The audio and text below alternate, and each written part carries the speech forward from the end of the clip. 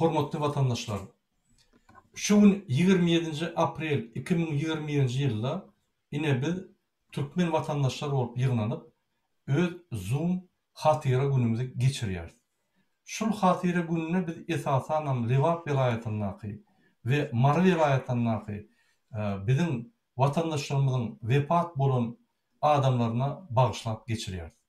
Sizin bilişiniz ýaly 27 aprelda 2020 ýylda Lewap vilayatynda başlan tozon yerdäki topor galdyryp, tozon galdyryp ýanky yerler ýokarda bulut edip, olam tupana geçip ýanky bir topor jary topor galdyryp, tozon galdyryp ýanky yerler ýokarda bulut edip, olam tupana geçip ýanky bir topor jary topor galdyryp, tozon galdyryp ýanky yerler.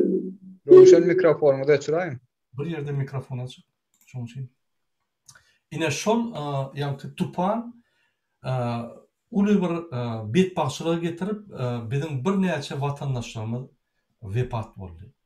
Kimde kim şypyrlaryň aşagyna aldy, kimde kim ýykylan jaýlaryň aşagyna aldy, kimde kim çopanlar meýdanyna ýer bilen alyp gidip gitdiler. Bir topar adamlar ýanky wepat boldylar. Şonuň möçlerini kesýitlep bolanok. Sebebi muny ýanky hökümet bizim watanymyzdan, bizim ýanky watandaşlarymyzdan gizledi. Şu maglumatlar hiç ýerde alyp bolanok. Mümkin bu maglumatlar bardyram bolýan, ýöne bizim halkymyz wepat bolan adamyň möçberlerini, atlaryny doly bilenok. Ýene şonuň üçin biz şu güni ýanky ýatlap biz bir hatyra günü geçirýär. Şu gepleşigimizde bizim watandaşlarymyz biz daşynda bolsam her wagt pikir edýär. Sizin doğun gardaşlarına hormat toýýar. Bu ýa betbaşçylyk isleýän halkyň öňüne bolup biler, üstüne bolup biler. Isleýän adamyň ýanky betbaşçylygyna girip biler. Şonuň üçin ine men sözi Muhammed Düýeja berýän şol bizim geçirýän Zoom protestimizde öz aýtjak zatlar bar. Muhammed Düýeja. Muhammed aga. Sağ ol Murada.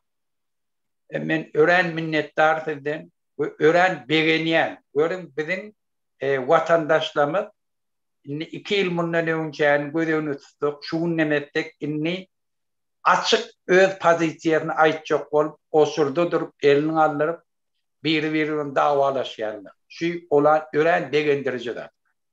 Vatandaşlar 30 yıl beri bizim yurdumuz dolandırıp duran cinayetkarlar öz hükümette eýleýän borçlaryny ýerine ýetirmäni bizim halkymyz kemtirdiler. Şoňam iň erbet nemesi tebii hadisada da halky öz tebii tebigatyň getiren betbaşçylygyň öňüne de ýeke goýdy. Hatta şol urda wepat bolanlar adyna aýtmadylar, şolaň iýine de düşmediler. Bir topar çağalary Bukhara vilayetinden taptılar, şoları iğne de getirdi. Ona derek hükümet halkın üstünden defelek geçip Afganistan'a Talibanları hükümet oldu. Ortaya da arak bilen pomidor, kıyar uğradı. Yani bir hükümeti ki hiç yıl özünün halkının önüne cevapkar diyorlar. Şun bir tafori, bir tarafı hükümet bolsa, bir tarafı bizim halkımız. Bizim halkımız hükümette işleyen adamlardan hiç tasdik olamadı. Şun kun gelip bizim vatandaşlarımız şu tebii hadiseden bir yıl geçmeyle gelip şu münasebetli ya internet uygulamalarına yığına geçirip şunu yatlamağı bizim halkımızda ulu bir prosesin başlangıcı. Şol için men şol tebii hadisede wepat bolanları yatlamak bilen şu mitinge katnaşalan hemmesine minnettar ve şol hadisede wepat bolanlara men iğne galanlara sabır ve olara cay cennet bolsun diye arzu etdi. Vatandaşlar biz önemli hareketimiz başladık. Şunu iyi giderli alıp varsa yurt Bizim elimizde geçer. Şol çiğnem yine bir gedek hemmeňizde minnettar. Sağ olun. Sağ olun Muhammed ağa. Inni men sözü diýerilişe berýän, diýeriliş türkmen bizim bir aktivistimiz köpden bäri söz sizden aýdyryn. Assalamu alaikum mehriban vatandaşlar. Menem öz gezegimde Türkmenistanyň içinde bolup geçen gynançly waka barda, Marada we Çerjewde bolup geçen gynançly ölüm bitimlerimiz barada bir gynançy bildirmek isleýän we gynanç sözlerimi aýtmak isleýän. Şöyle okuyayım. Türkmen halkımız üçün doğa dileklerimiz. Ey bizi yaradan Allah'dan, bizleri hopdan, hatardan, nägat töhmetden, yaman gözden, yaman niyetli insanlardan, gözü görmeýän beladan beterden, otdan, suwdan, ähli beladan özüň gora. Ey gudratly güýçli Allah'ım, ýagşylara ýanaşdyr, yamanlardan azaşdyr. Kast eden pes bolsun, yamanlygy ters bolsun, ýagşa insaf bersin, toý bolup toýdan ýetirsin. Ölenleriň ruhuny, dirileriň geljegine edilen doğa dileklerimiz Allah'ın dergahında kabul bolsun. Aramızdan ayrılan Türkmen vatandaşlarımızın yatan yerleri ýagty bolsun, jaýlary cennet bolsun, imany hemra bolsun, ahireti awat bolsun. Maşgalasyna sabır versin, rızkal döwlet bagyt bersin. Gudratly güýçli Allah'ım. Ähli vatandaşlarımdan haýyşdym. Kuş ganasyz, adam umytsyz bolmaz. Türkmen halky mert bolsa, ýat ýurtda sergerdan bolmaz. Geler gedek ýyglar tedek, bu çarkyp belek, awul şarpy hemme degse gerek. Siz isteseňiz de islemeseňiz de bu diktator rejimden her kim almatyny alsa gerek. Ähli Türkmen doganlarymyza seslenýän, Türkmen watany kimiň? Türkmen watanymyz kimiňki? Ene toprak doğduk mekanımız kiminki? Bu amanat şirin canımız kiminki? Vatan ölmez gitmez mukaddes topraktır. Adam oğlu geler geçer, bu dünyadan öler yeter. Vatan ayrıdır, adam ayrıdır. Türkmen halkının niyeti bellidir. Nisip olsa bu yolda Türkmen halkımız bilen birlikte, ağzıverlikte bu diktatör Gurbanguly Berdimuhamedow'u yenip geçeriz. Gurbanguly Berdimuhamedov bu vatanımız değil. Bu Türkmenistan'a gelen bir kanun prezidenti. Biz onu nisip olsa Türkmen halkımız öyle kanun esasında da ağzıverlik bilen yenip geçeriz. Biz novatı beriniz için size köp minnetdarlyk bildirýän, şu taýda oturan Türkmen dogallarymyza halk üçin görüşýän adamlaryň ählisine de jan saglyk, rızkal döwlet bagyt, awadançylyk, ýurt parakatçylyk dilýän gelecekki günlerimizde de nesip bolsa agzybirlik bilen ýol ýürep ýolumuz rowaj almagyny isleýän. Köp minnetdar. Söz nowatyny bitirdim. Sağ olun. Sağ olun diýeriz Türkmen, berekellah. Inni bolsa sözi men Molime berýän. Molim. Söz sizden. Mikrofonuňyzy açyň.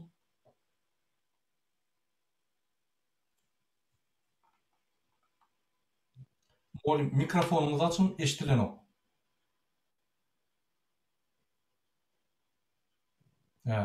İnternet aýdyrly. Söz bana verdiniz mi? Hawa size berdik sözi. Salam aleyküm iyileşler.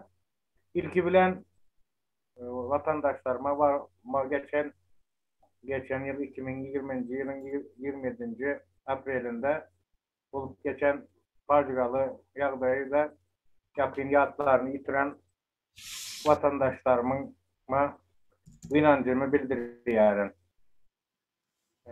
Merhum vefat bolanların jaýlary cennet olsun. Menem şu arada öz yakınlarımdan, öz daýsam ýany diýişim ýaly. Şolnamada Agzaçara barýa Kapahir ýolda kellesine çekten şifir gaçyp ýogaldy. Men daýsam. Şu ýerde näme diýjek bolýan?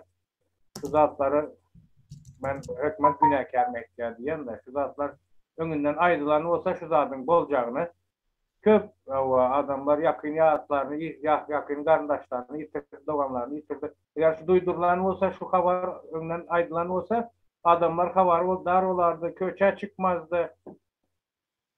Şu zatlar ýitkimiz azrak olardy. Onun üstesine de bu sonundan hem geçmiş Yankı Muhammed Ağa'nın bir işi alı geçmiş olsun demeyin yerine bizim halkımızın üstünden gülen yağladık. Ama çar tarafa kömek ettiler. Biz de işte bulman yağlı alıp vardı bizim hükümetimiz şu zatları. Bizim halkımız ben kirediyen bu zatları unutmaz. Bu nemede cevabını vermeli bular kim eğer şu zatlarda günahkar olsa. Yine bir gezek şu facialı günde şu kara saatte öz yakıniyatlarını bitiren olsa şolara geçmiş olursun diye sözleriniz için köp sağ olun. Sağ olun köp. Дорогие туркменистанцы, сегодня мы проводим Zoom в память погибших при сильном урагане, которые произошли 27 апреля 2020 года в Туркменистане. Либабский и Марийский вилайет были охвачены этим ураганом. При урагане погибло не менее 400 человек. Точных данных не имеется, потому что никто не был предупрежден. Туркменские власти нигде это не афишировали, а наоборот даже скрывали. Все данные засекречены, как всегда в Туркменистане, поэтому имена погибших, количество погибших в этой катастрофе, природной катастрофе неизвестны.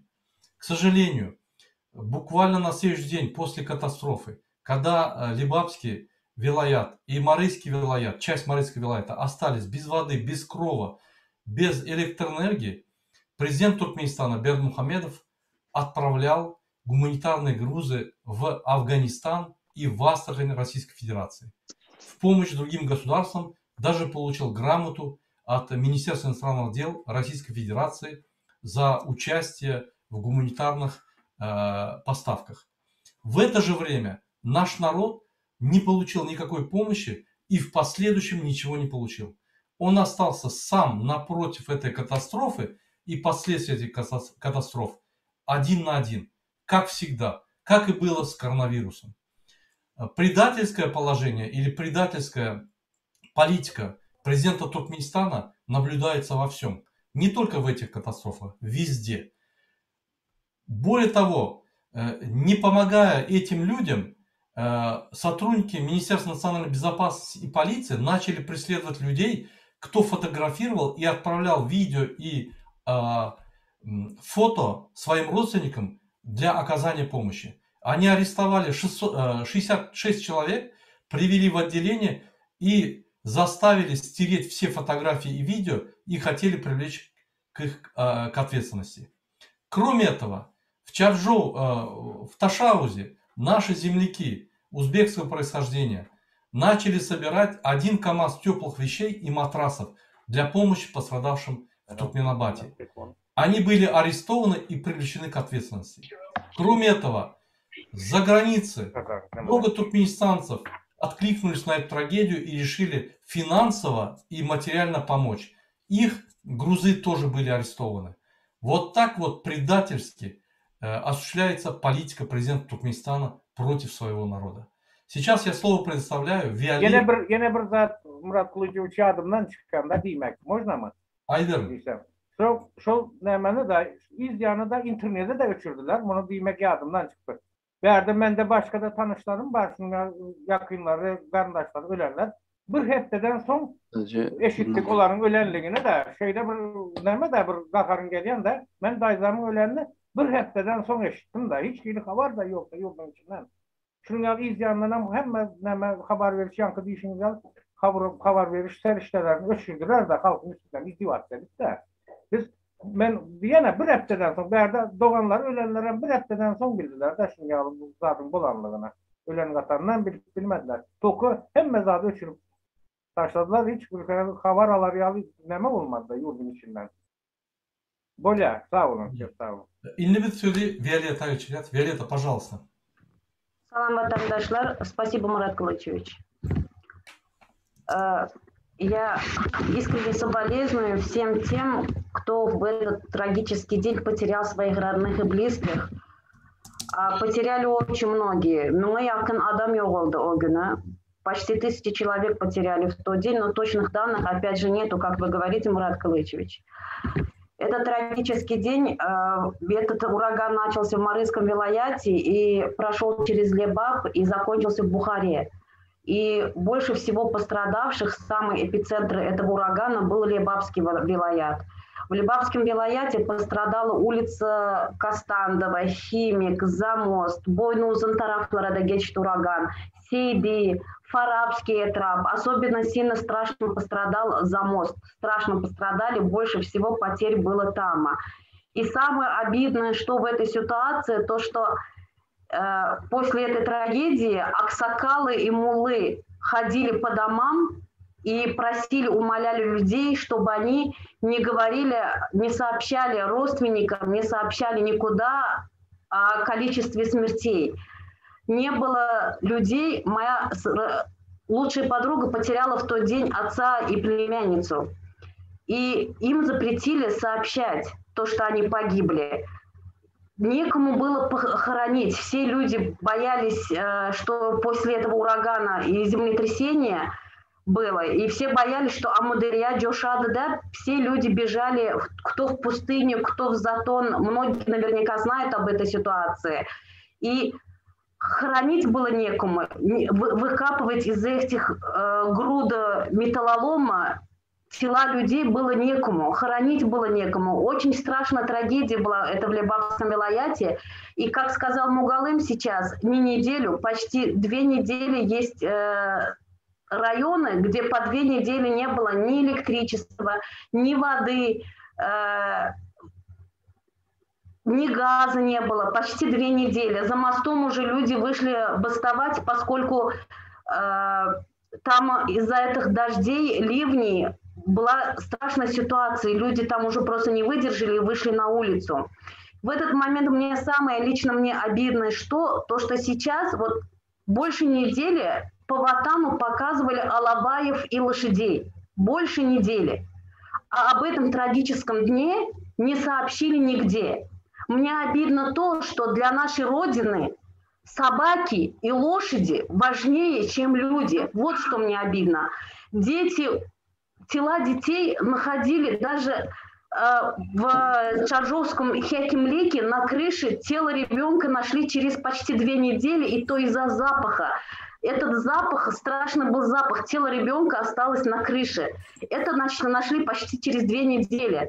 Тела детей сколько улетели в Амударью, сколько в пустыне. Это страшная была трагедия. Почти 1000 человек погибли. И об этом никто не помнит. Об этом никто не говорит. А эти лошади и эти собаки важнее, чем мы, народ Туркменистана. Вот что мне самое обидное. Уважаемые земляки, уважаемые граждане Туркменистана, прошу вас, требуйте свои права. Выходите и требуйте. Изучайте Конституцию. Спасибо, Марк Клычевич. Спасибо большое, Виолетта, за выступление ваше. На самом деле очень много погибших. К сожалению, данные никакие получить невозможно. Интернет был специально выключен. Метеослужба не предупреждала. Никакая служба не предупредила наш народ. Люди, дети катались на чертовой карусели. Вот оттуда они даже улетали. То есть это настоящая трагедия. В этот же вечер, после трагедии, значит, Наватан Хаварлары, это как новостная программа, основная новостная лента, выступал Рашид Мередов и Бердмухамедов и показывали их международную встречу. Говорили только об этом. Ни одного слова ни о погибших, ни о катастрофе, ни о чрезвычайной ситуации, нигде и в последующем не произносились. Это на самом деле не только трагедия, это и политическая трагедия нашей страны. Поэтому слово представляется Жанне. Жанна, пожалуйста.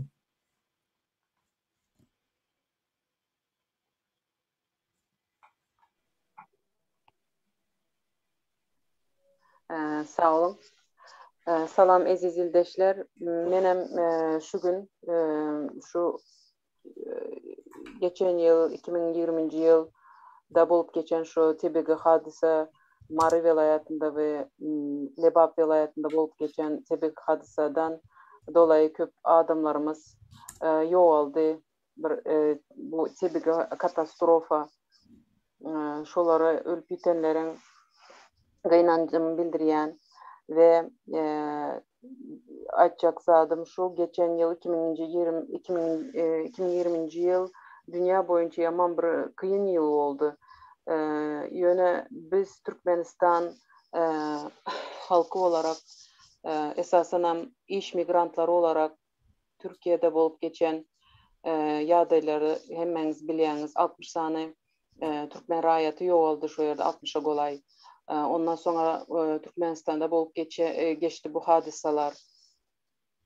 Ondan sonra işte bu Covid devam edip geldi. Hiçbir ölen iten aydan yok bizim prezidentimiz, bizim Türkmenistan'da näme bolup bitýär, statistika hiç hili yok. Hiç kim bu zatlara seyretmiyor. Şu fırsattan peýdalanıp men halkyma hem içerideki hem daşardakilara yüzlenmek isteyen eziz ildeşler, eziz halkım, bu zatlara bir pervay seyretmen, gelin ayağa kalkalım, şulara öz nägilelerimizi bildirelim, çıkış edelim, şunyalı köp çıkış edip aydalım niyetlerimizi, näme arzularımızı, dileklerimizi şunyalı çıkıp aydalım.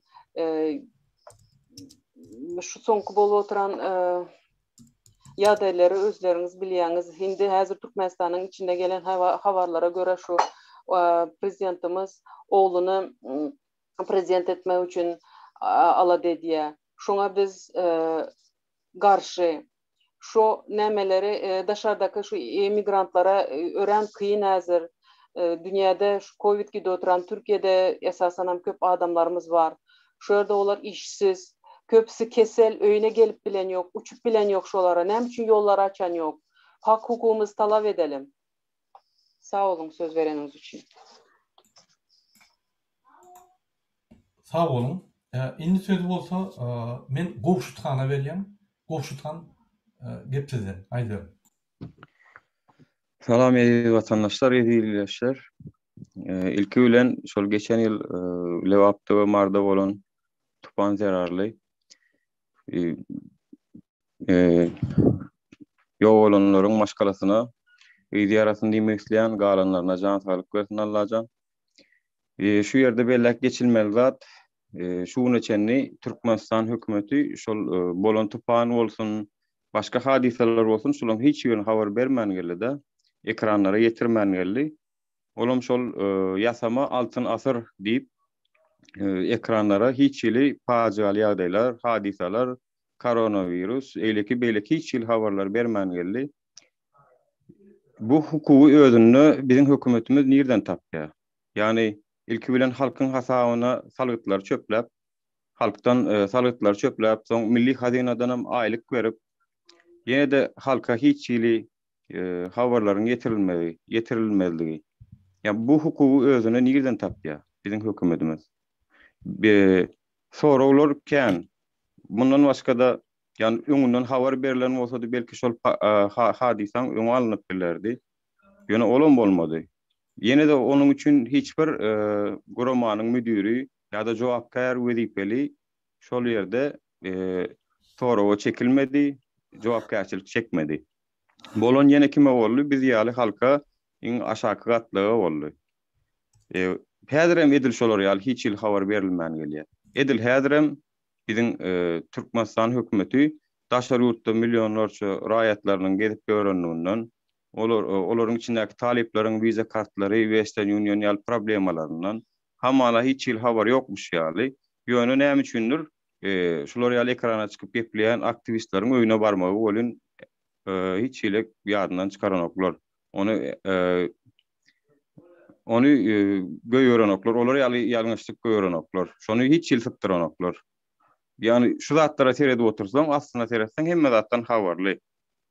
Üstesine de şol geçen ýylky bolan wakadan soň Milli Howpsuzlyk Ministrligi işgärleri, käbir işgärleri şol kömek eden telekeçiler çağırıpdyr, olara kömek edenler üçin soraw çekipdirler. Şolar ýaly hadiseler şo wagt internete düşüpdi. Telekeçiler gassap, yani halkyň içinde de azajygam bolsa kömek edeýin diýen musulmançylyk duýgusy bilen, insaf duýgusy bilen kömek edeýin diýen telekeçilerim gaýtam tersine çağırıp näme üçin şolar ýaly kömek etdiňiz diýip olary soraw çekipdirler. Edilşolar hadisen ha İstanbul'da geçen yıl orada ayında edilşolar orada ayında edilen bire olan kömeklerdi de şolar yazat boldy. Yani diýmek isleýänim näme üçin bizim hökümetimiz hemme zadyň tersine gidip barýar. Haýsy zatda görseň ýylyň tersine hereket edýär, ýylyň tersine iş edýär. Soňundan nämemiş biz raýatlar hiç ýyl görlemelärmişiz. Şu zatlar aýtmalärmişiz, sabr etmelmişiz. Bundan beter näme etmelibiz? Bizim türkmen dilini aýtsaň jynazamyz okulyp dur, ýöne bizim aglaýanymyz ýok. Bizim hiç ýyl aglaýançymyz ýok. Yani ine yakın wagtda habarlara çykdy, eger dogry bolsa gatow edipdirler, Türkmenistanyň içindäki maşgalalar häkimlige barypdyrlar, talap edipdirler. Näminni bir sanak adam ýollary açamak, açsak gel diýen üçin Türkmenistanyň içindäki hojalyklar öz maşgalalaryndan geçmelmi? Daşar ýurtdakylar içindäkiler bir-biriniň gatnaşygyny kesmelmi şu zatlar üçin. Yani biz şu ýerde hökümani suratda bire gollaw berişmeli. Käşke eşitdim, menem barardım, menem sorardım diýenler köp eşitdim men şol wakadan soň. Men özüm hem internetden bilip galdym. Ýöne eger şeýle zat bar bolsa, hökümani suratda Türkmenistanyň içindäki maşgalalar gitsinler, hakyny talap etsinler, sorasynlar. Sebäp diýsen häzirem bize hiç ýyl habar aýdylan ok. Şol tupanyň geljeginden habar aýdylmaýşy ýaly häzirem bize haçan ýollaryň açyljagyny anyk aýdan oklar. Şuň üçin bir aýdan Allah gelip oturlar. Näme üçin biz hakymy talap etmeliler? Talap etsinler. Hökümani talap edilmeli. Inni fizikanyň kanunyna bolşy ýaly garşylyk bolmasa ösüş bolmaz. Bizdiňe garşylyk görkezmeli, hökümani suratda şonda da ösüş bolar. Şonuň üçin şu fursatdan peýdalanyp ýene görerek şu taýda oturan ýyleşjem hemmeňizde de köp sag bolun. Dinleyen vatandaşlar size de köp sağ olun. Hökümani suratda bire kıyınununa yanına olmayı başarsak, biz halk, biz güçlüdüğümüzden görkezeriz. Köp sağ olun Murat Kurbanovич. Sağ olun Kuştan. Katı doğru aýtdyňyz, biz öz haklarymyzy talap etmeli. Biz haklarymyzy talap etmesek, onu bizim cenazamyz okurlu da bizi öz yani uğrumuza goýbermezler. Şoň üçin biz hökümani suratda öz haklaryny almaly. Indi men sözü bolsa oýun türkmene berýän. Ruşan söz sizden. Sağ olun sözleriniz için. Şu gün Hatıra günü deyip başladık. Ben bir mesele ödürülecek. Biz şu an Hatıra günlerde bir minutluk dımışlık edelim şu ölenlerin, gitenlerin hatırasına. Bir minutluk dımışlığın içinde biz Müslüman Türkmenler bir Fatiha, 3 İhlas suresini okasanız şu bir minut beraber böyle. Ben şunu okuyacak içimden. Son bir minut dımışlıktan sonra devam ederiz.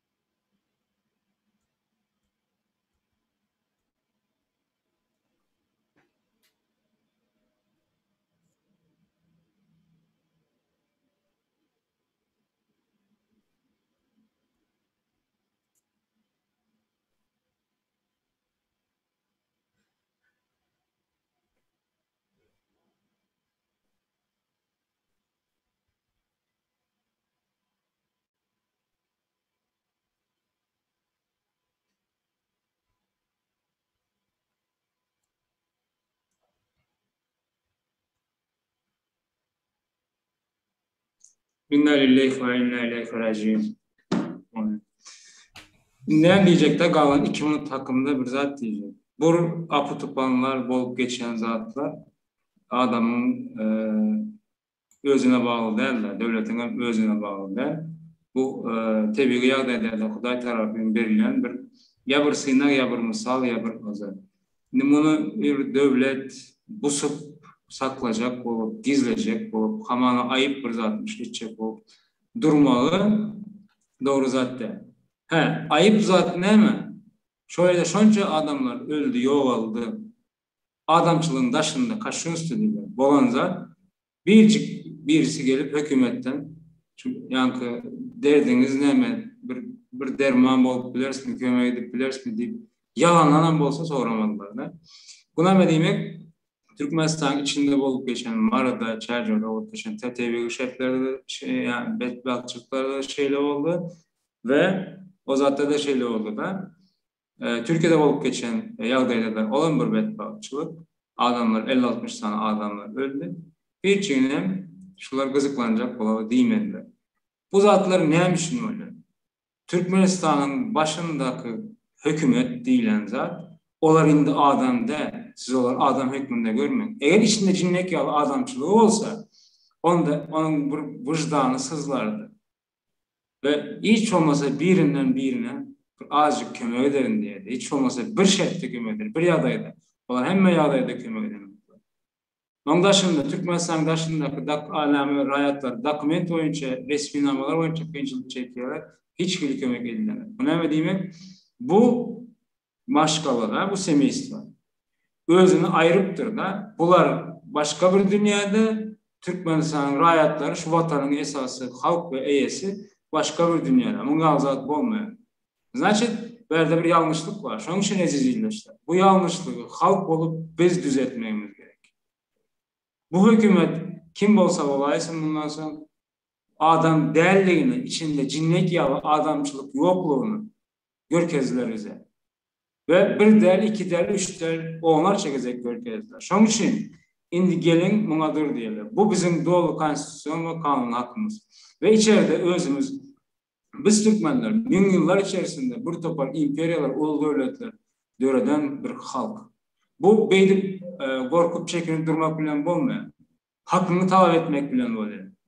Şunun için gelin indi ayağa alalım, oyanalım doğru manada, hakkımızı talep edelim ve konstitüsyon hakkımızdan, tebii hakkımızdan ya da Kur'an'da bize verilen hakkım olsa şu hakkın hemmesini biz alalım. Talep etmesek bize hak verilmiyor. Yine biz adam yerine koyulma şeyle kıyınçılıklar çeker gideriz 20-30 yıl. Şunun için şu yoğunların hatırasına yine birazcık hemme aziz yıldaşlarmış, efiri katlaşanlar, dinleyenler, yakın karındaş komlar, kimin şunun dile tevhiri var olsa hemmesi kabul olsun, hemmesini omun dinleyen ve bizim hem şöyleki toplanmamızdaki esas dilek tevhirimiz, niyazımız şu bundan sonra halkın içinden yaşlar, yaşlılar, ayarlar, kızlar tabi olduk hemmesi indi oyanıp hakkını talep etmeye başlasın.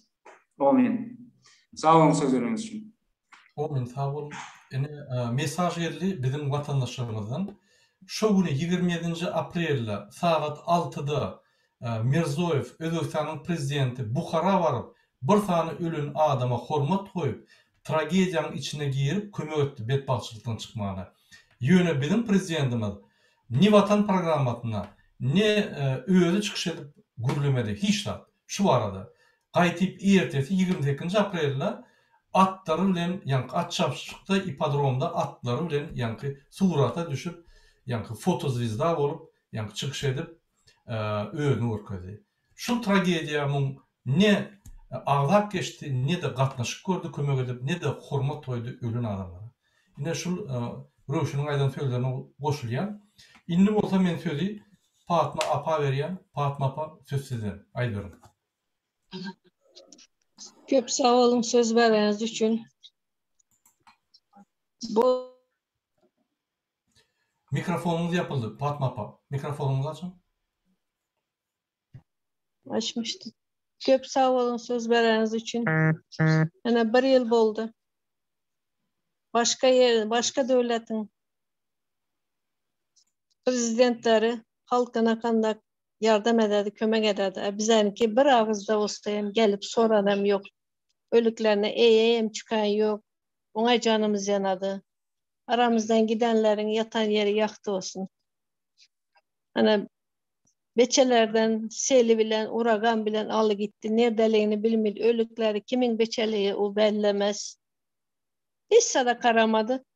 Yine kömek ettim de 2 ay ötmeyin ki kömek eden pullarını adamlardan sonra uyalmamış onu yaptıklarına. Ama Allah büyüktür. bu yaptıklarını tek tek çeker. Canımız sağ olsun. Varıp ondan hesabını sorayımız nasip olsa. Köp sağ olun. Sağ olun köp. Indi men sözü bolsa bizim jurnalistimiz, bizim yazıcıyımız, bizim nişriyatçıyımız Akbel Saparag'a berýär. Akbel Saparag. Mikrofonumuz yapık Akbel Saparag. Kyn bolmagyçy. Köp sağ bolun Murat. Hemmeňize salam edip illeşler. Şu gepleşige gatnaşýanlar kimde bizi dinleýänler. Eger ýalňyşmasam bizim gepleşigimiz häzir gönümmel gidýär. Efire şeýlemi? Inni sizin hemmeňize bilýäňiz, eýem şu bolan hasratdan bäri 1 ýyl geçipdir. Tegelek dünýäli şu bizim hemmeňizin elheder alanyny şeýle aýlgан tragediýa bolanyny marda hem Lewapda belli bir çäklerde ol Daşow vilayetinde de degdi. Şol hasrat bolanyny, tragediýa bolanyny bizim prezidentimiz şol bollumam diýmedi. Adamlar sizin ýagdaýyňyz nähili? Başyňyz awatmy? Başyňyz dikmi? Öýüňiz awatmy diýip ýekece egerde şolara bir gynanjam bildirmedi. Gaýta şol hasrat çeken öz ýakyn hostarlaryny ýitiren adamlaryň namysyna degip şolary kemzedip şondan soň Özbegistanyna gaýtyp men Özbegistanyny şol harasatdan Tupanyň ejir çekenlere kömek bermäge taýýar diýip Marin kim Lewabyň üstünden aşyp äsgermezçilik edip Özbegistanyny özüniň kömek bermäge taýýardygyny aýtdy. Ýadyňyzdadyr şo. Diňe müň bilen hem çäklenmen ol edil şol wagt aç oturan Marin üstünden, Mary vilayatynyň üstünden otly bilen Owganistana humanitar kömek diýip uny berdi.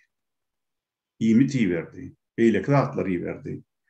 Ýene edil şol wagt, edil şol günlerde haçanna Marda, Şärjewde, ýani bütün Lewap vilayatynda bir topar adamlaryň öýü weýran bolup ýatyrka. Üçöklerini tupan ekidenne, çağıcıklar, yenatalar, öz bütün maşgalalar bilen ýağışyň aşagyna diýdireşip otyrkalar Berdi Muhammedow Owganistana hem Eýirneme, Orsiýadan Stavropol ülkesine şüý berýär, tawty berýär, gurulşyk materiallaryny berýär. Bu nähil nirede görülen zat, haýsy ýurtda görülen zat, haçanna öz halkyň sen aç ýalanaç otyrka, öýüni, oň öýüniň üçegini harasat ýumruk gidenne, adamlar ýumruk ýaljak çağalary bilen diýdireşip otyrkalar ýagşyň soğuğun astyndan, soğuk kovady. Öýleri ýykan ýumranka nädip haýsy ýurdun prezidenti öz halkyndan habar tutman ilki mähremsirep daşary ýurtlara özüni görkezmek üçin ýüki berýär, ýmiti berýär, uruşyk materiallaryny berýär. Diňe Türkmenistanyň prezidenti. Diňe Türkmenistanyň prezidenti. Diňe Berdi Muhammedow, Gurbanly Berdi Muhammedow.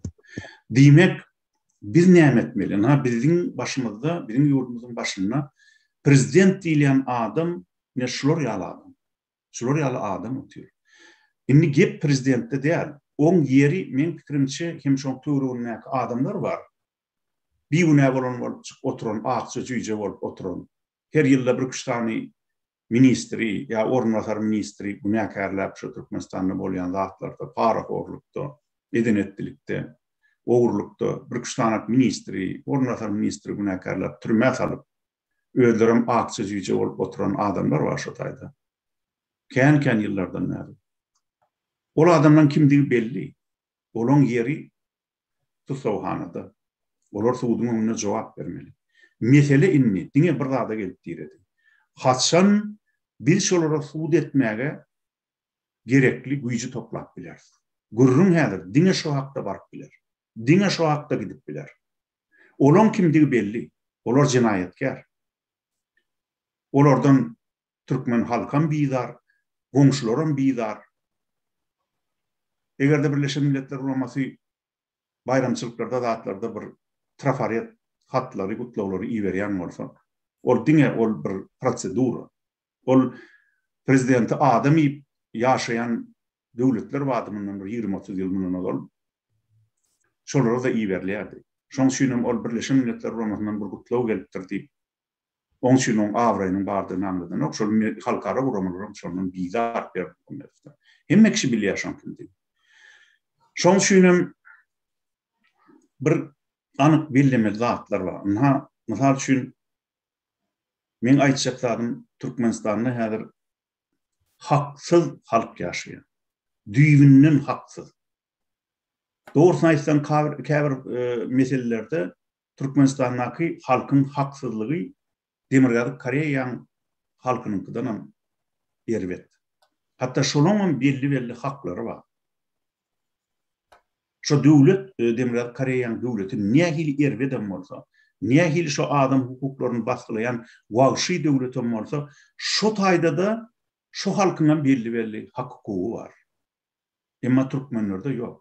Türkmen hiç bir Türkmen, goýşol minister bolsun, goýşol ornasar minister bolsun, ýöneköý adam bolsun, daýhan bolsun, biznesmen bolsun, ýekeje adam Türkmenistanyny arkaýyn ýatyp, arkaýyn turup bilmez. Sebebi kimin kapsyny kakıp gelip giýjäň ýarynmy, daň bilenmi, haçan isleseler elini arkasyna daňyp äkidip bilýärler. Şonu gorajak adam ýok. Demek haksız halk ýaşaýar Türkmenistanda. İkinci, hak diýilýän zat nerden almaly? Kim bermeli Türkmene şo haky? Şonu berjek ýok. Sebebi öň bir parasatly adamyň aýdyşy ýaly hak berilmeýär, hak alınýar diýende. Şu adam şeydi. 500 ýyl öňüm şeyleken, häzirem şeyler.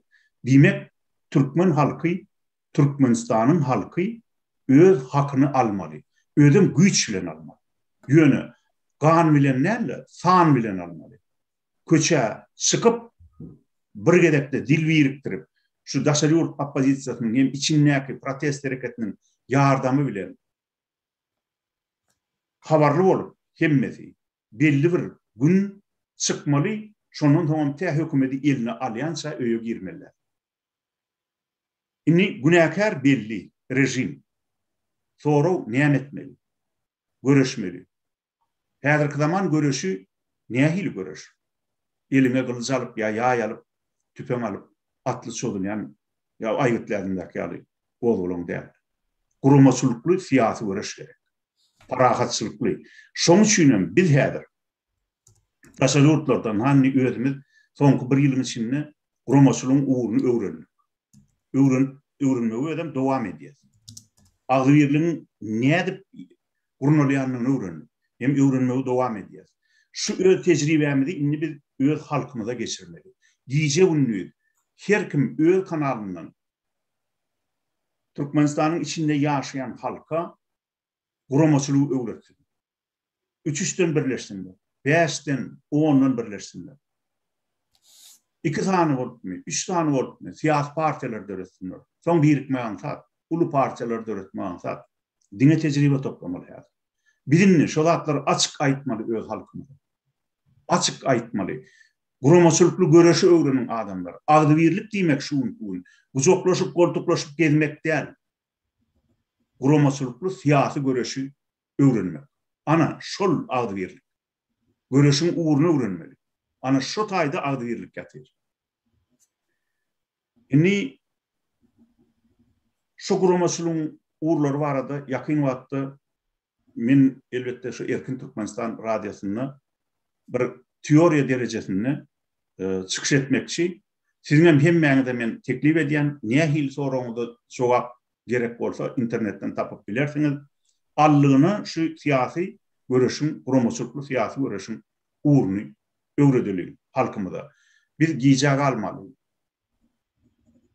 Aýgytly pursat ýetip gelýär. Ol halkara ýagdaý bilen bagly, Türkmenistanyň öz içindäki halkyň gözüniň açylyşy bilen bagly.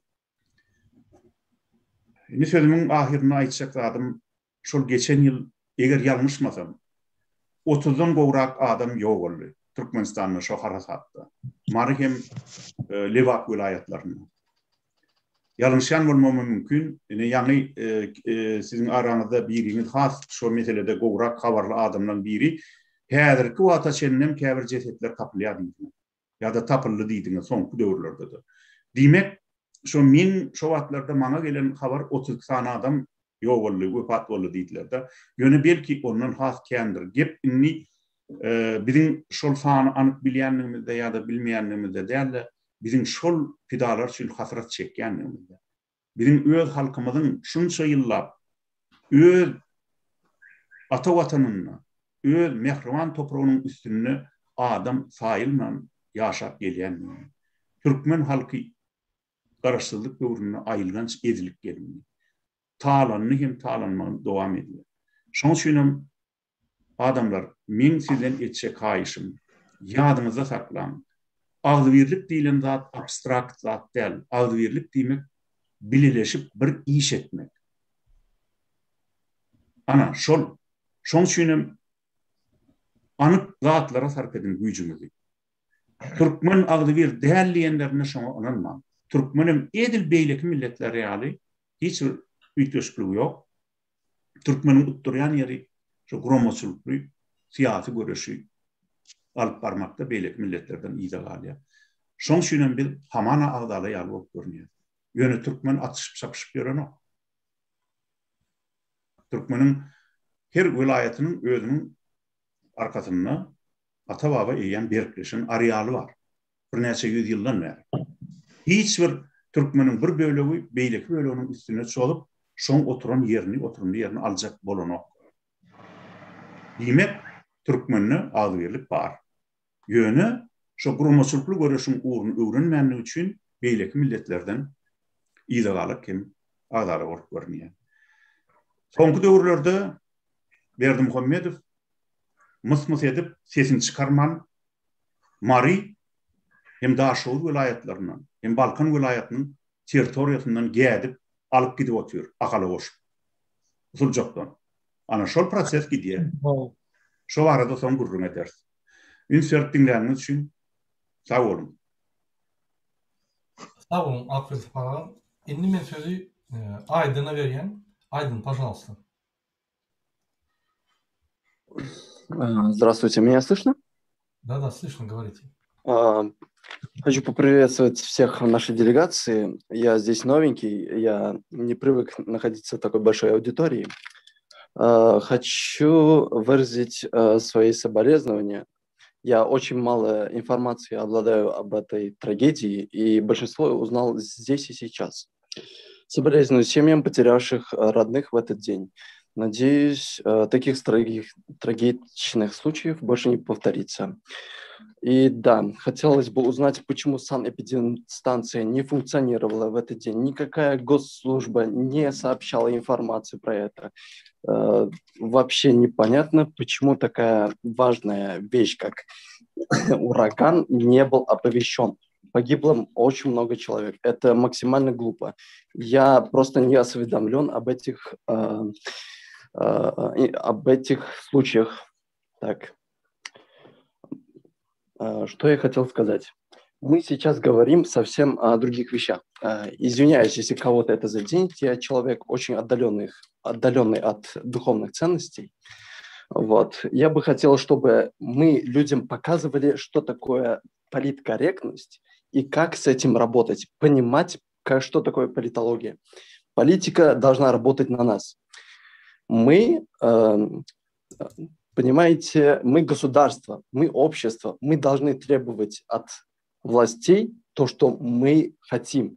Мы платим налоги. Эти люди живут за наши налоги. Мы сами их кормим, при этом молчим. Мы потребители, мы должны постоянно выявлять, говорить. Смотрите на страны Европы. Они каждую неделю устраивают балаган. И это нормально. И их правительство воспринимает это правильно. Потому что таким способом народ общается с правительством. Они показывают, чего они хотят. Демократия – это не всегда правильный выход. Демократия всегда выбирает большинство. но никто не слушает мнение меньшинства. Меньшинство тоже право, они тоже народ, и они тоже имеют право на свое мнение.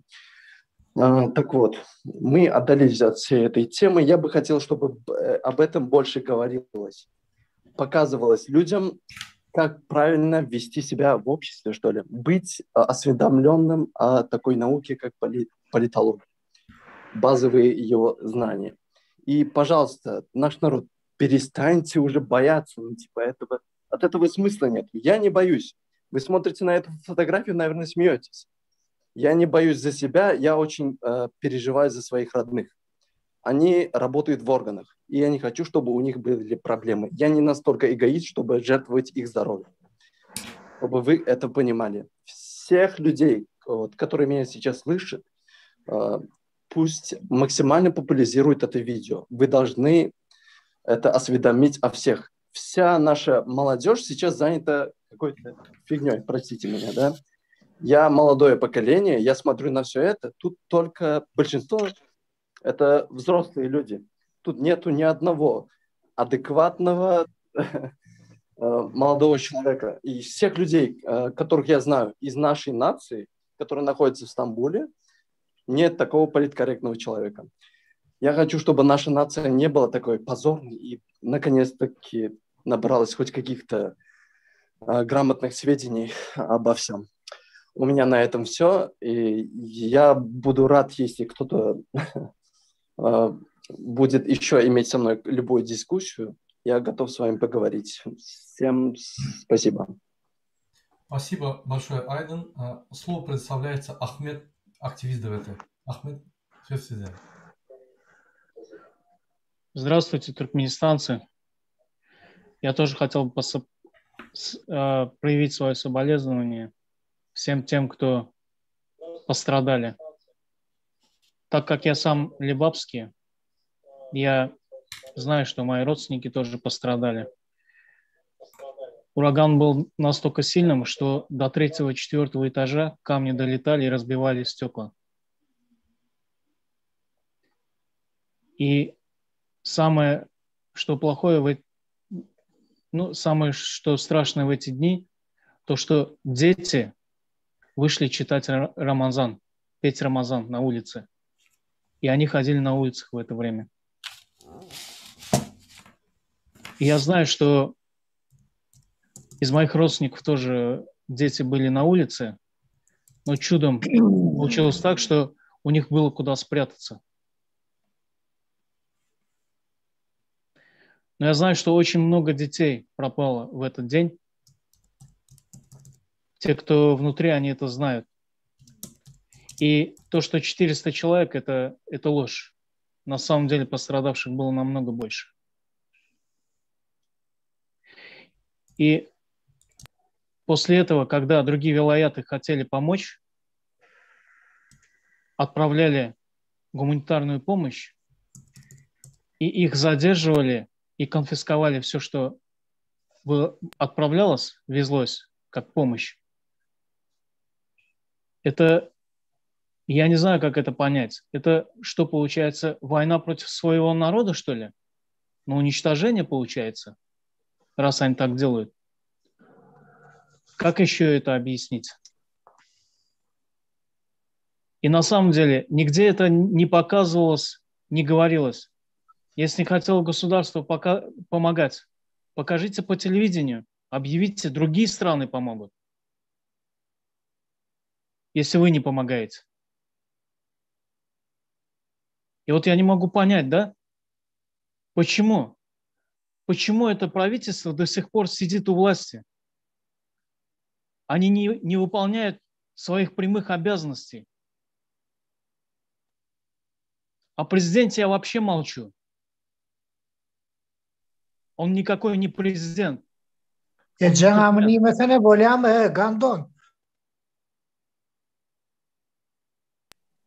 Простите, что это было? Это шатлык. Пожалуйста, не выражайся вот таким образом. Если хочешь что-то высказать, говори политкорректно и аккуратно. Тебя слушают здесь люди. Шатлык, проститутка. Sen iyi. Все, Sona говори. geldi. Уже Люди, нет. да не Ребята, отпускайтесь до такого успокойтесь, уровня, ребята. пожалуйста. Продолжаем. Успокойтесь. Degmolma. Давайте. Ахмед, заканчивайте свое выступление.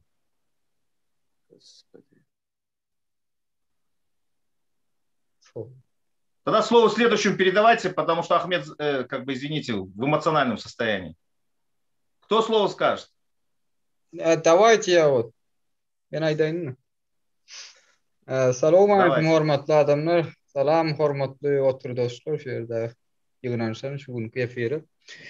Men ara şu gepleşikde bareken taýýarlygym ýok. Özüm bu gep aýtjak zatlar, minnik aýtjaklarym adatdan da sarrak bor. Awot geçen ýyl barana şu Lewapda Ömarda orkesen tragediýalar hawa. Kıynançlı ýagdaýlar bar boldy daryn ha.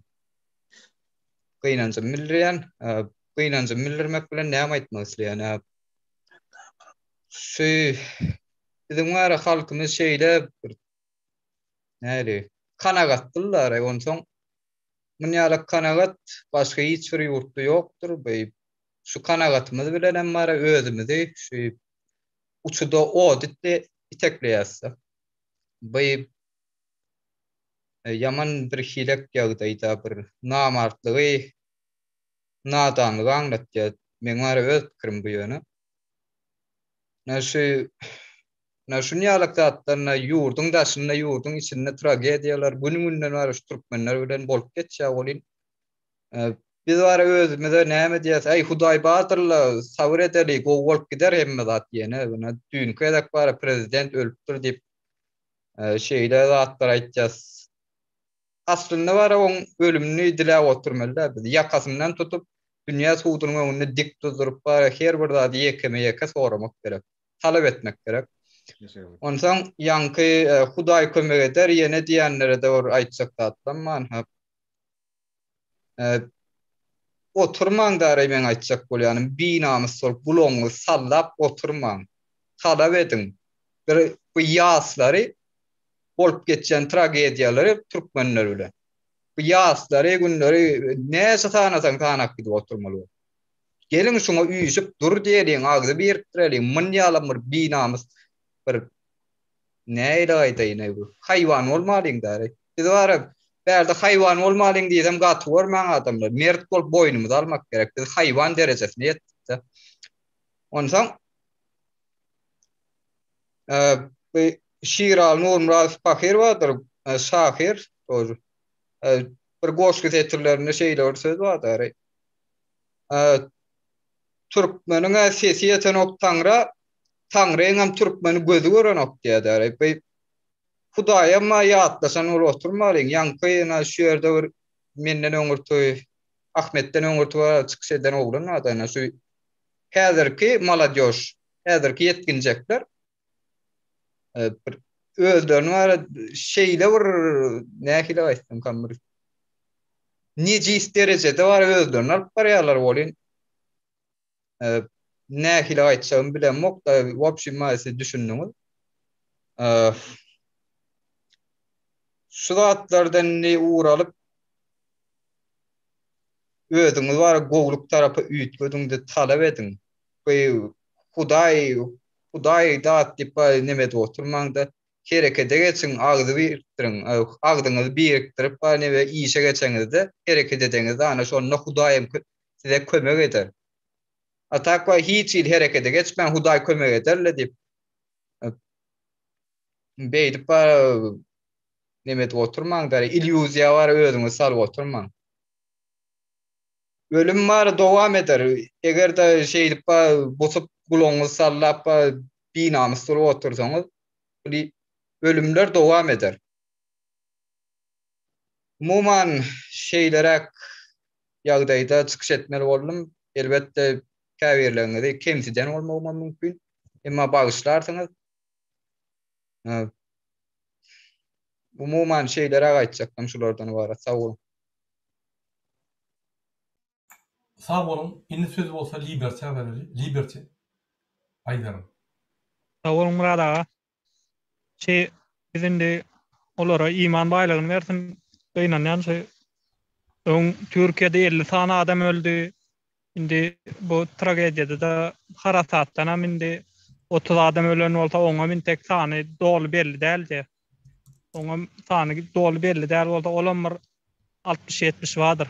Ondan diyecek golyanım şu wagt bizim halkymyzdan sorasaň, şu wagt Türkiýanyň içindäki gezberinde biz Türkmenistandan ama sorap bilýär bolyn. Halkdan sorasaň şolaň hiç bilen okşuny. Kim olar diýip soramam mümkin.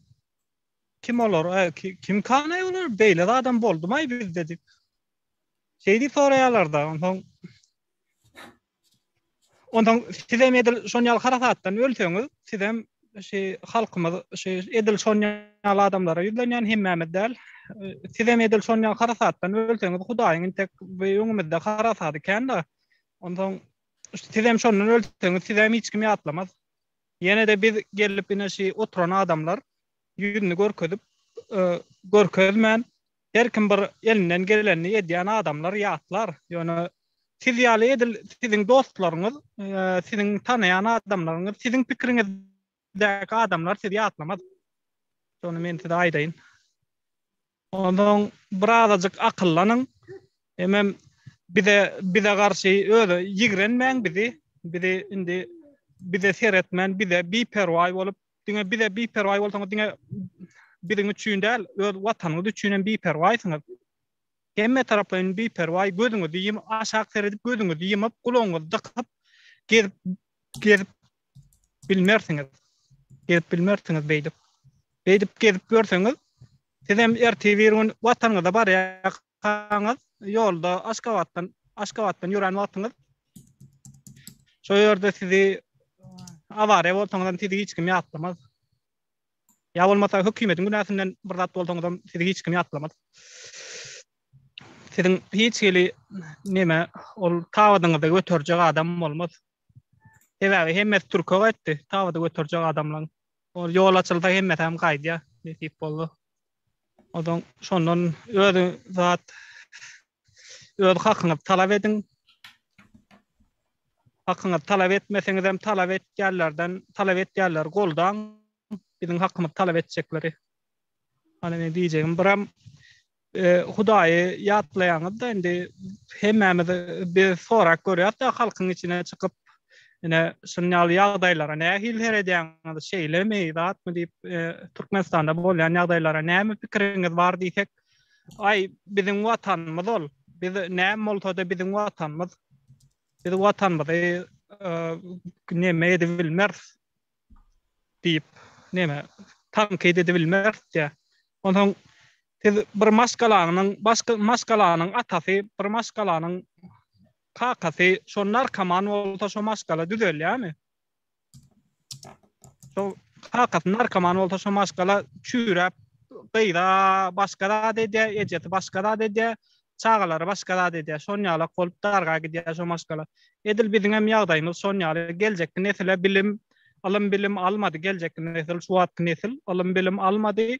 Şoňa görä döwlet çökgüdi otur, sebäbi döwleti galdyrjak adamlar, galdyrjak ýaşlar şu wagt ekindikip mal wakyp iň soňkydan öz aladasyny edip gezip görler. Olar kitap bilen iş ýok olar. Olar politikana okana olar, kitaba okana olar. Ol ekonomikana okana olar, hisab okana olar diňe erteki güne nan gazansam diýip gezip görler. Okuwçylar, ýaşlar. Ondan siz näme garaşaňyz? Şolar indi biziň geljek siýasaty ýöretmeli adamlar şolar. Olaryň olsa kellesinde mal bilen goýundan başga hiç zat ýok. Ondan siziň geljegimizde de biziň anamly garap oturma. Ol sag bolun.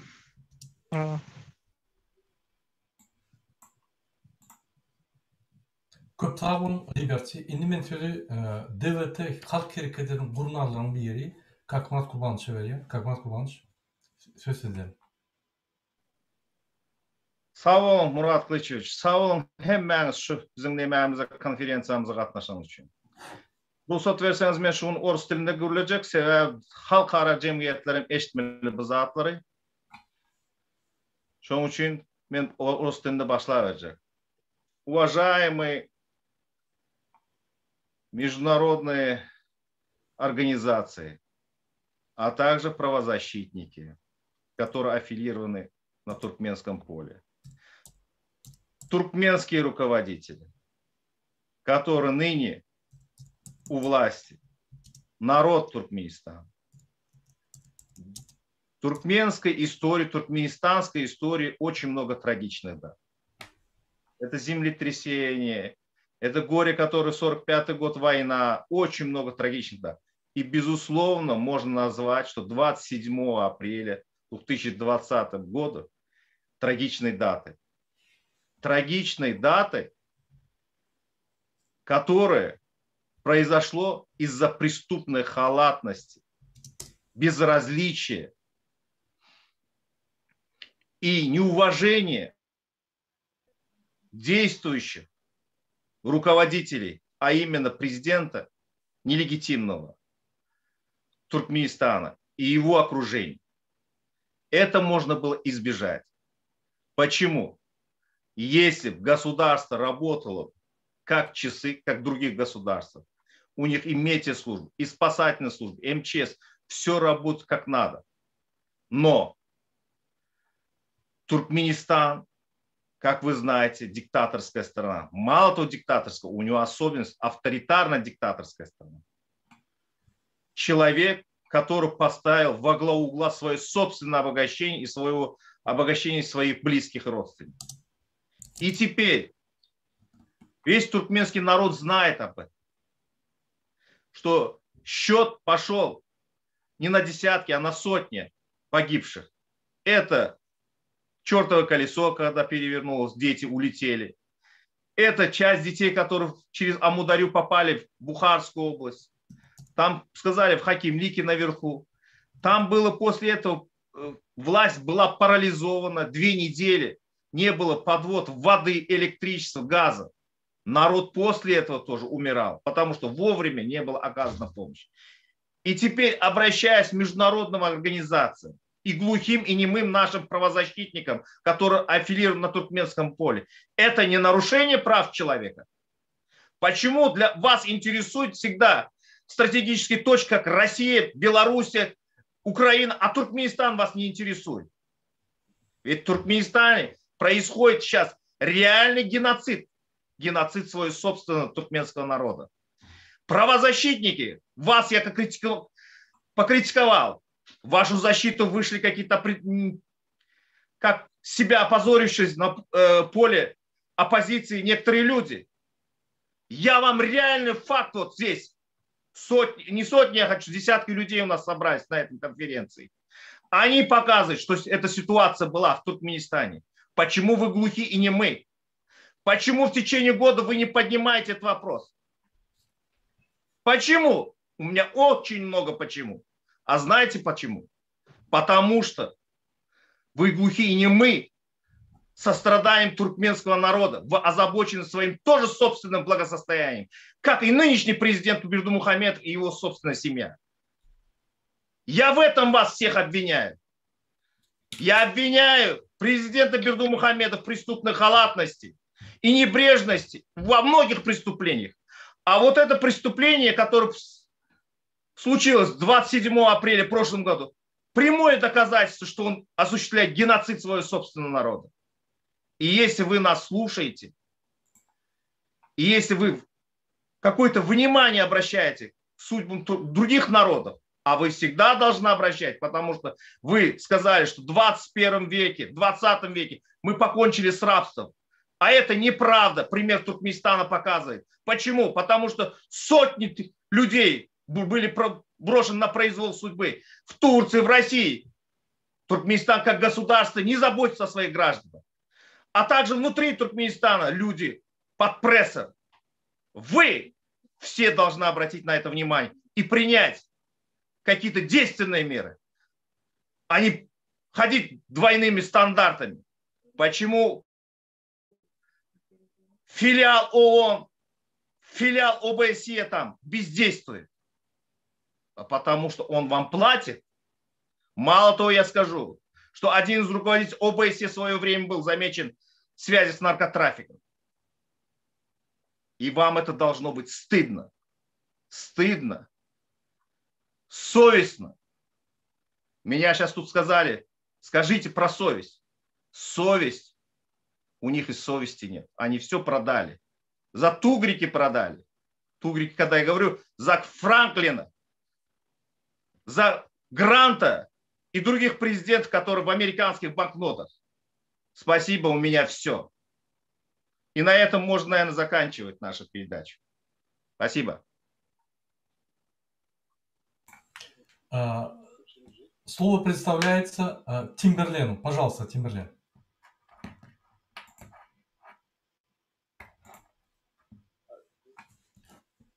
Мурат Курбанович, его нету. Передавайте слово Слово следующему. предоставляется Зарине. Зарина, söz sizden, Aydiyorum. Salam Murat Qurbanov. Hemmeňize salam adamlar. Men ilki bilen şu abraşat etjek boluşum. Birinci bilen şu Berdi Muhammedova. İkinci bilen şu Gapdalnaki itlere. Emhama yüzlenesim gelýär. Bir giden biziň raýatlarymyz öldü. Bir giden näme üçin on kakasy ölýär, bütün dünýäde görmeli. Watan habarlarda berýärler. Näme sebäp, näme ütgeşik şol adamyň. Biziň giden aýallarymyz özlerini asyp öldürýärler.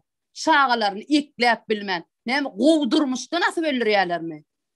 Siziň iliňiz bilen emhama, seniň jinaýetkär idýän zatlaryň bilen Berdi Muhammed, düşünýärmi? Sen hökman eşdersin dep şunu bilýän men sesim hökman size eşdirerler. Sen gapdaryňdaky şaýkalaňam hökman eşdirer. Hökman eşdin Allah jan şunu eşitmedik bara. Öne görür.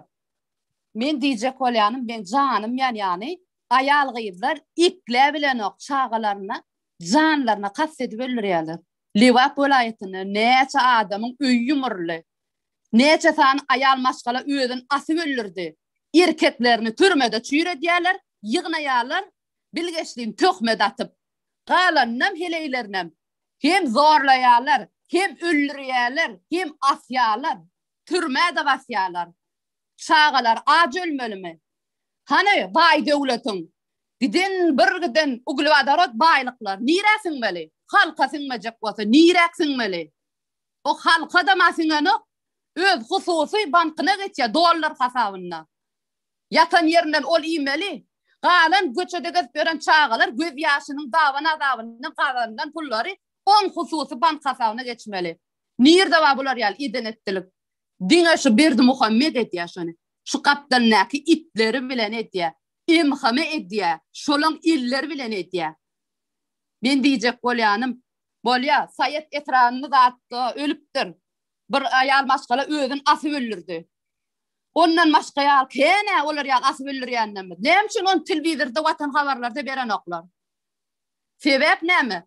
On agtasy, kakasy, babasy gyzyllan ütgeşik bir ýerden çykyp, biziňkiler ýerden görden çykdymy? Näme ütgeşik şoň? Nämeňiz ütgeşik siziň? Sizde deme çağı vardır, sizde deme vicdan bolmaly. Siz deme Türkmen halkynyň bir parçasy. Niýjeli siz şolar ýadatlara göz ýumýaňyz. Bugün biziň başymyza şu gelse, ertirkün siziň başyňyza şo gelmedi diýýäňizmi? Halk bir ayaga galsa, sizi paramparça etmedi diýýäňizmi? Hökman suratda eder. Siziň eden etmişlerinizi eliňiz bilen, egniňiz bilen çekdirer.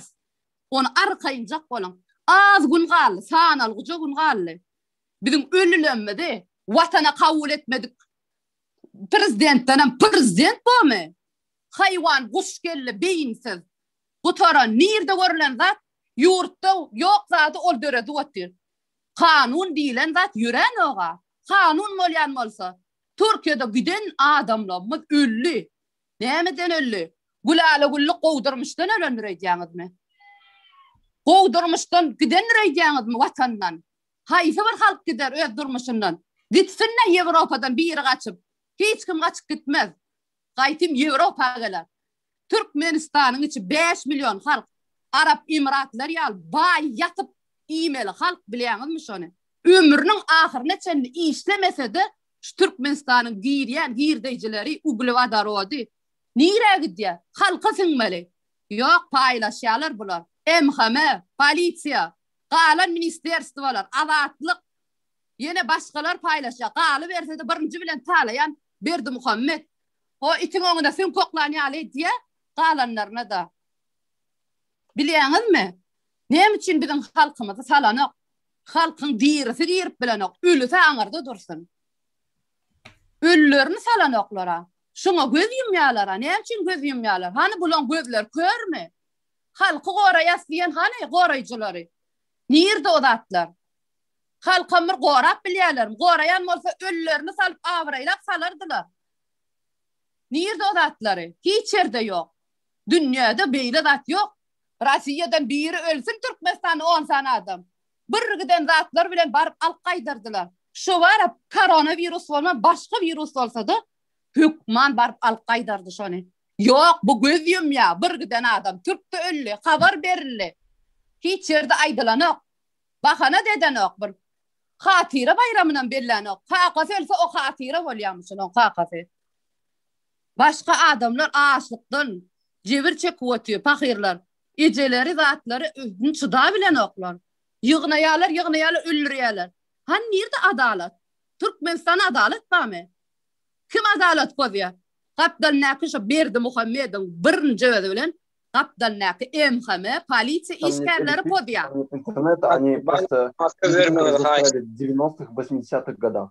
Они бездействуют, им похуй. Им охуенно, мал bakıp zayıf biraplar ulap pulada. Bağışlan men tek sözüm böyle bölmän gayrat edin aýgutoryan.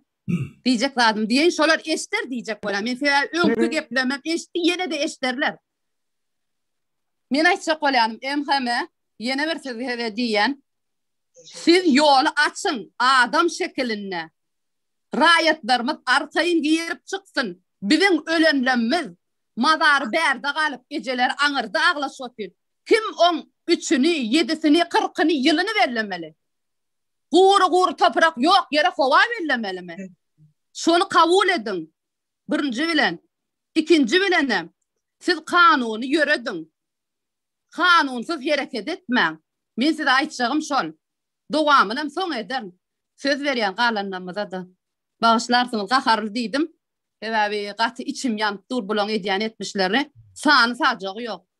Bu ölümlü itimlen zatı yok yönü ayal maşgalalara yazılanyan hemmeňiz gorkuýuňyzy aýyryn gorkup herekete çykmaň diňe öňe ýöreşiň şonu adalet göreşde çözülýär hiç wagt yatan ýeriňizden ey Allah kime berseň maňa ber diýip ýatsaň Allah saňa nirden bersin hereket bolmasa bereket nirden bolsun. Hareket edelim, gayrat edip, elere verelim. Bizim hemmemiz ağda bir olluğa. Ön bular yalvat yok da. Devata açtık tuvalımı, hemmemiz uyuştuk. Dünyanın ehli kuncuğundak Türkmenler ştayda biri tanıdılar. Ştayda biri bilen hareket ediyorlar. Ağda bir oluyorlar. Üsülün, öňe gidelim. Dine göreşelim. Her kim ne hili ağdaydı çıkıp bilse, şok hili ağdaydı çıksın. Birce bize kömek bolsa da bize şola gözüme de deger. Sağ olun hem dinläriniz için. Esasam MHM hükman dinler şunu. Мурат Кылычевич, можно я хотел извиниться? Сейчас, Ахмед, одну секунду. Я вам дам слово. Sağ olun hemmeňde ine Türkmenistanyň habar gelýänçe bir kadın can etdi. Bizi görüp durur. Bize köp sağ olsun aýalar. Şu Türkmenistanyň ölen watandaşlarymyň ölülerini ve onun garnaşlaryna hormat koyup hatyra günü geçirýänmede köp sağ olsun aýalar.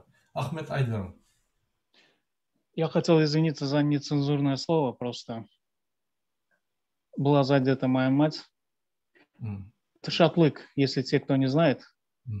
Но ему тоже немножко осталось. До него тоже дойдут люди тех, кого он задел. Руки тех людей, которых он задел. Можно я продолжу? Буквально 2 слова. Да, давайте быстро, только надо завершать, потому что... Türkmençe aýdaýyn. Hökümetdeki oturan adamlara yüzlenýän. Bul prezident däl. Onu hakyky halk saylamadı. Ol Türkmen hem däl. Öz Türkmenlerini gırıp oturşuwat. Ol adamam däl. Adam bolsa bir gün Hudaýyň garşysyna geçşegini bilerdi. Mana hazır kakası Hudaýyň garşysına geçti. Bugün bolmasa erte olam yakında Hudaýyň garşysına geçecek. Ne dip jogap berjek? Öz halkyny gıranyna. Ne dip jogap berjek? Bizler halk bolup şu zatlary ne dip çydap ýörüs? Men şuna düşünüp bilemem. Ya bizler Türkmen dälmi?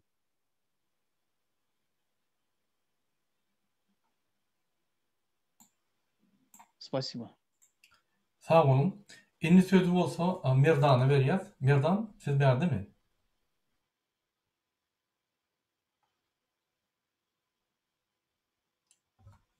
Bolýa.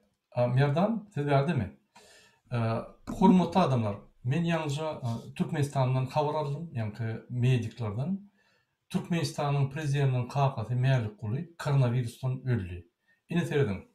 Türkmenistanyň prezidenti Berdimuhammedow bütün dünya jar etdi. Türkmenistanda koronavirus yok dep.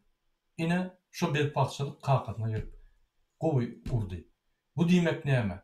Bu diýmek sen halka allap bilersiň. Sen bütün dünýäni allap bilersiň. Ýöne sen Allah'ni ve sen tebigaty allap bilersiň.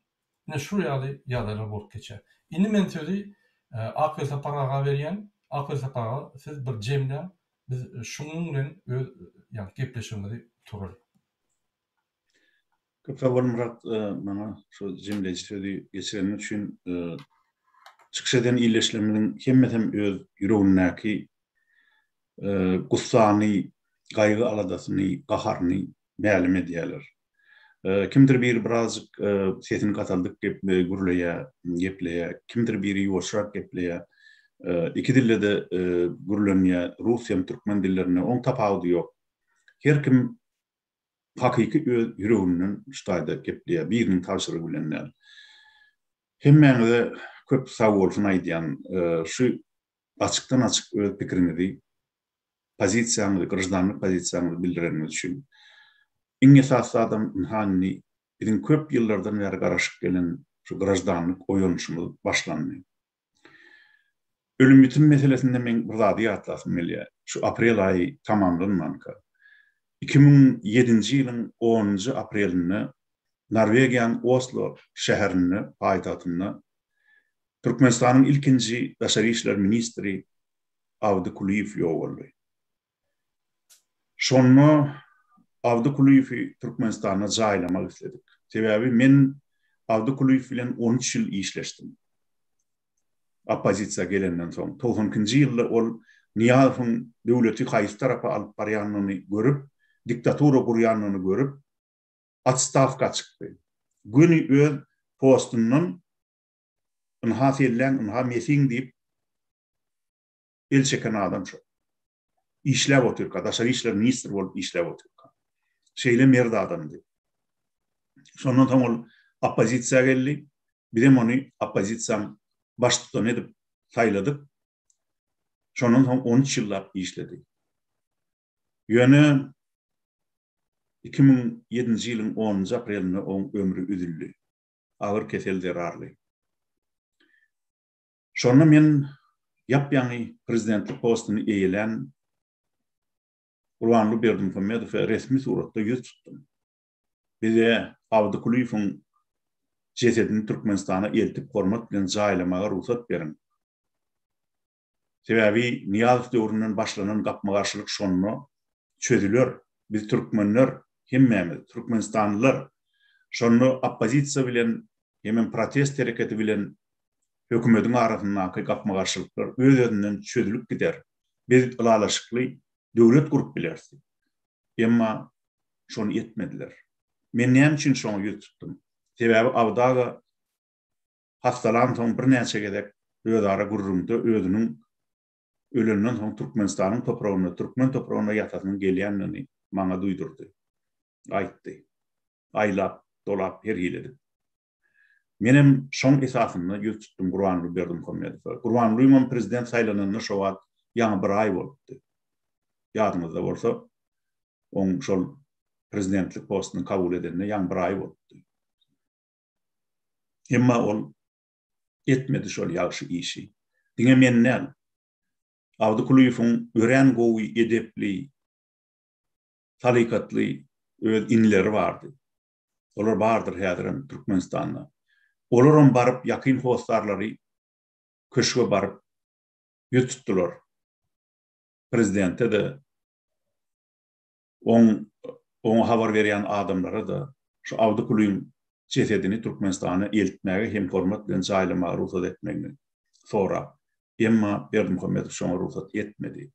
Men şonu bildim, şu Berdimuhammedow diýilen adamyň türkmene yaramly prezident bolmajakdygyny hiç wagt.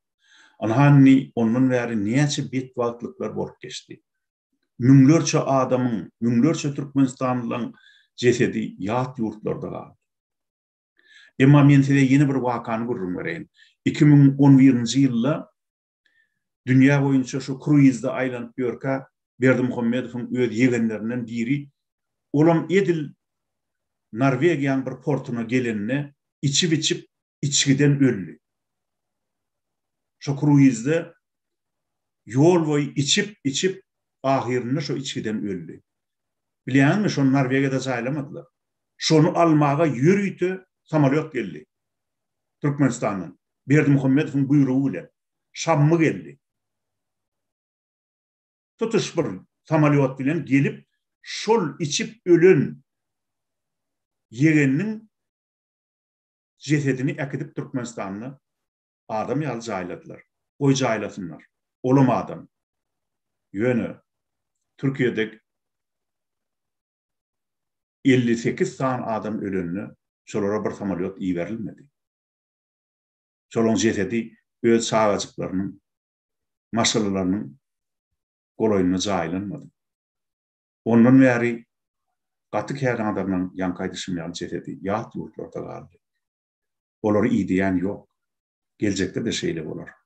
Täbiz halky oýurup Türkmenistanyň demokratik hukuk döwletini gurýança Türkmeniň jesedem ýynalmagy daşynda da içinde de halynyň habaralajagam ýok. Berdimuhammedow aýdym-aýdar tant eder, hamana ýylda 5-10 tan kitap ýazar, at şapar, tür sürer, şatlanar, oň töweregindäki yaranjaglaram şatlanar. Yegenleri daýdaýdalaram halky talamany dowam etdirerler. Diňe Berdimuhammedowyň jadanyň hem Kuramowyň bilelikde çykaran nagd pullary 23 milliarddan geçip. Olan dürlü ýurtlarda satyn alan bolmayan emlaklerini bilemdok bilinjek. Hemmesini elbette bir maglumat ýöne bir näçe ýurtlarda şolan villalarynyň, köşkleriniň bardygyny bilýär. Emma diňe nagd pulun özi 23 milliarddan geçdi. Ine adamlar, ýagdaý şeýle. Şonuň üçin ýene bir gezek bugünkü gepleşikde 2020-nji ýylyň 27-nji aprelinde wepat bolan öz iýleşlemediň jaýynyň jennetde bolmagyny beýik Tanrıdan dilep bu gepleşigimizi jemläp bilersiz. Gatnaşanymyz üçin gatnaşanlara Tanrı ýalkasyny dinleyenlere, duygudaşlyk bildirýänlere de şu adamlaryň sözüni dinläp ýürekdeşligi üçin olara da Tanrı ýalkasyny. Sağ olun adam. Bir bildiriş vardı, aýtsam bolmazmy? Aydın, bolýa, aydın. Hemmeňize boşluk, soňunda bir boşlugum var. Cuma sapary goý beripdirler. Ay inşallah. Az boşadypdylar. Indi hazır men şo bilen gürleşdim.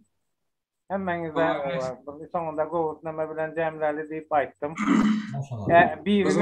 Sağ olun. Yaman amat habar aýtdyňız. Pozdravляю всех. Hemmeňizi gutlaýan şo bilen. Bu da bir ýeňişleriň biri. Gatly habar. Sağ olun. Hemmemizin gözümüz aydın. Hemmeňize. Şular ýaly gowy habarlar eşitip duralym. Tamam. İnşallah. Vatandaşlar. İnşallah. Şunun bilen biz öz gepleşiklerimizi ve öz burundan hatyry uny bagışlanan gepleşikleri utorýar.